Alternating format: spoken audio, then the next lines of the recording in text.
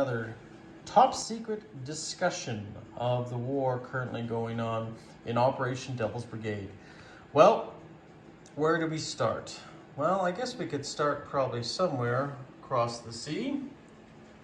Let's start on this side of the board here, and we'll just do a general overlay of how everything is going. The Canadians have landed in Dutch Suriname and taken that for the British. And up here, we have a slow buildup of forces on the eastern seaboard.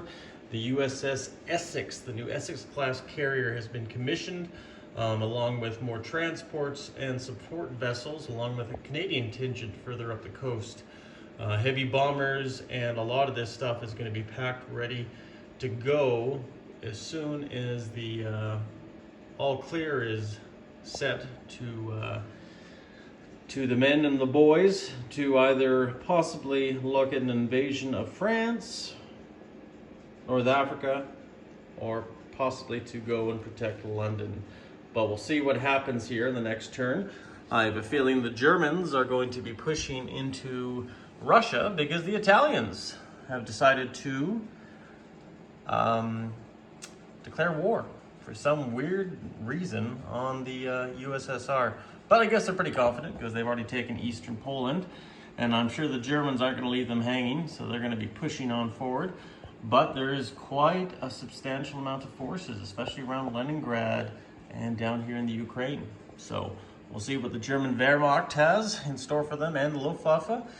They also have their hands full here protecting Rome, and the German Kriegsmarine being down here in the Mediterranean, protecting the Italian holdings of Gibraltar with the Bismarck and the Graf Zeppelin carrier down there. In North Africa, however, the Italians have been holding strong to their new territories for the new Roman Empire. But you can see the French are coming up here from West Africa into Morocco, possibly to spoil some of their plans.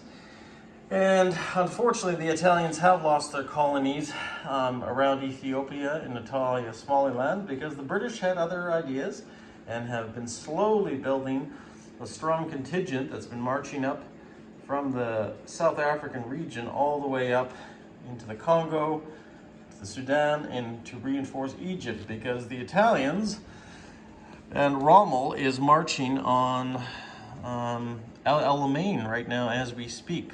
So we'll see if they have a gumption or a plan to attack Egypt. Over here, we have the Prince of Wales escorted by a French destroyer. She's right there holding strong, protecting the Red Sea for British commerce. And over here in the Far East Command Theater, we have India, which actually are doing quite well, I think, for the most part. They're not really in threat of invasion. Most of the Commonwealth is really actually in no threat of invasion, but we'll see. Definitely the Chinese now have dispersed to the back parts here of China because the Japanese onslaught is still coming. They have not let up, but they've invested heavily in here. But now their Air Force has bugged out and has gone back to the home island of Japan, where you can see at least probably 8 fighters, 2 tactical bombers, as well as many transports. So we can only perhaps wonder that they're planning, well, possibly a few things. A breakout to attack up here in Russia, which they do have considerable forces in Manchuria, so I wouldn't be surprised on that next turn. Possibly head south, take the Philippines away from the Americans, since the Americans now are at war with the Japanese. Possibly try to seize French Indochina. Kwangsi has been taken by the French and returned to the KMT. We will see, however, if they do decide the Japanese to take that back this turn, because obviously this is not good for them, because in Yunnan, the Japanese have many directions to go. They can reinforce Szechuan. There's still Chinese forces up north, but of course, the British down here in Burma, Shan State, as well as French Indochina, all might be valuable targets.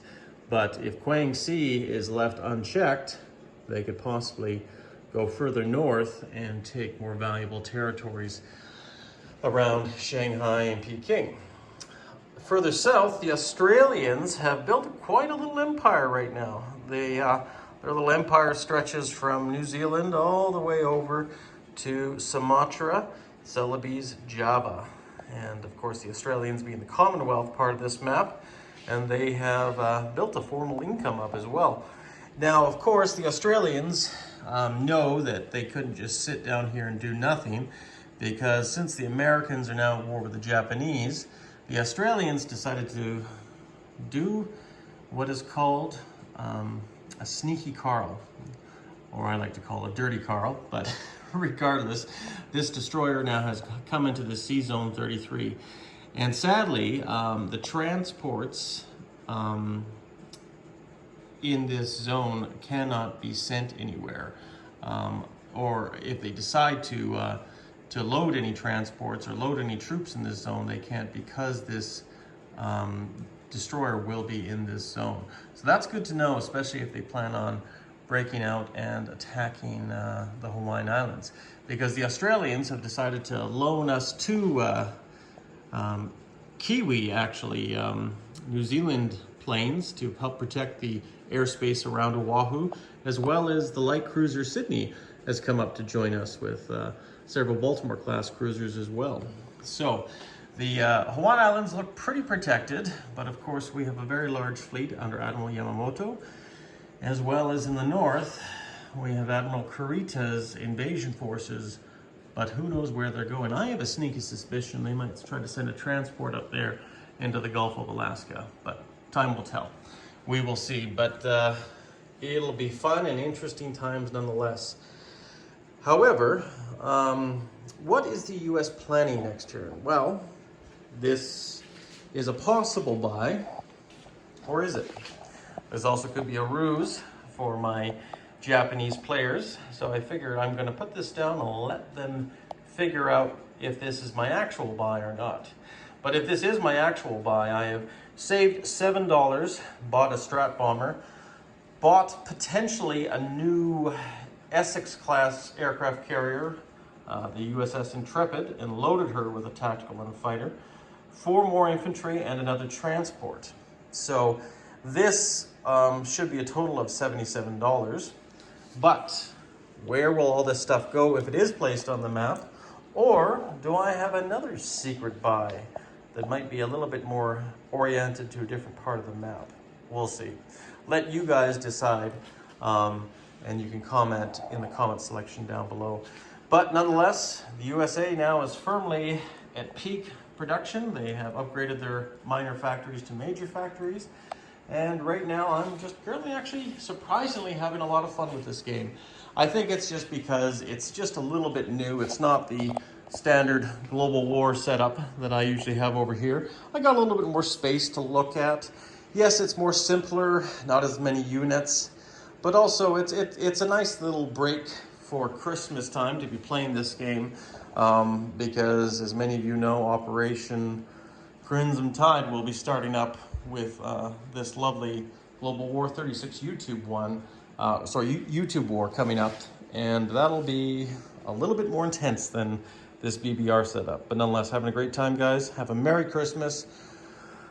Hopefully you guys enjoy a great new year, and just all around, just wish you guys all the best. Panzer King and the Lion's Den signing out. You guys all stay classy and stay warm. Cheers.